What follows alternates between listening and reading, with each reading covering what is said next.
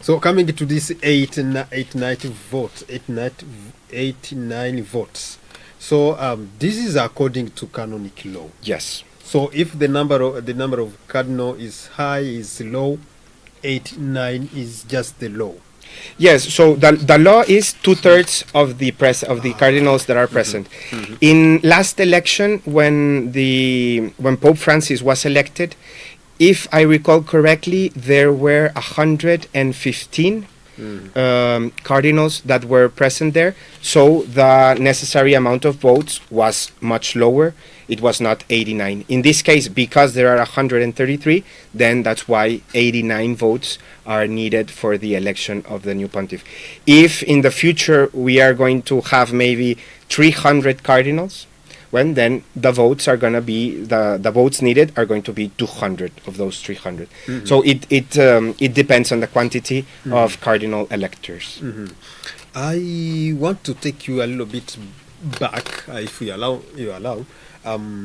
So the 133 cardinals are all supposed to be less than 8 years old. Correct. Correct. So according to you, why this?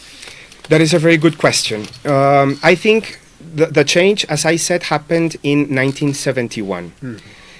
The span, as technology advanced and as science advanced, there were lots of cardinals that were of a very high age. They were turning 90 years old, 95 years old. They were still cardinals, but evidently as one grows older, they have less capacity, sometimes also mental or cognitive capacities that may be affected with age. So I think the spirit that Pope Paul VI tried to implement is we are going to try to just have those who we know are still in their best of capacity to be the ones that are electing the successor, the next Pope. Also because at the end, also the next Pope is going to work much more with these young cardinals than with those that maybe nowadays are 98, 99. And we see it now. If it was open to everybody, of these 220 cardinals, we know that at least 90 of them are over the age of 80. There are a lot of cardinals that are over the age of 95, and that nowadays they haven't even had the chance to participate in the congregations because they live in a very faraway country because of their sicknesses, because of their limits. So I think it's kind of like to not put a heavy burden or a heavy pressure in those who are already old, who are already maybe sick, and just concentrate on the ones that are young and that are still very active in the church. So I think that was the spirit. Evidently, we should ask Pope Paul VI. He was the one that made that decision in 1971. There were some cardinals that were okay with that decision. Some of the ones that had 81, 82 felt kind of bad about being left out. But I think it was a decision that has a lot of sense and that really helps us to be able to make good decisions for the future of the church. Which is good. Yes. Yes. Thank you. If we say that these 133, every single one is candidate, is that true? Technically, no.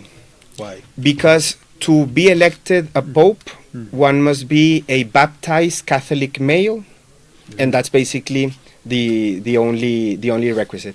So technically, all of the bishops in the world are also candidates to be elected popes. All of the priests in the world are technically allowed. Obviously, that this has not happened in the last millennium. The last time that a lay person was elected to be pope, I think it was the 7th century.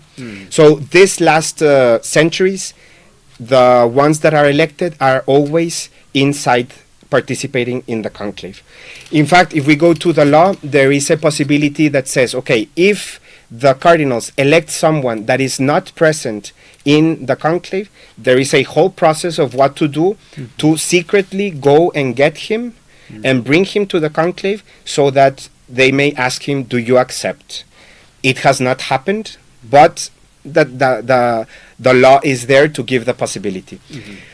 Now, the reality is that the new Bishop of Rome will be elected amongst one of those who are there inside the conclave. I think that is, like, I would say it's almost 100% sure that it's going to be one of them, one of those who are inside the conclave.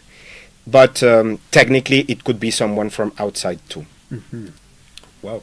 So anyway, the number, I'm still on this number 133.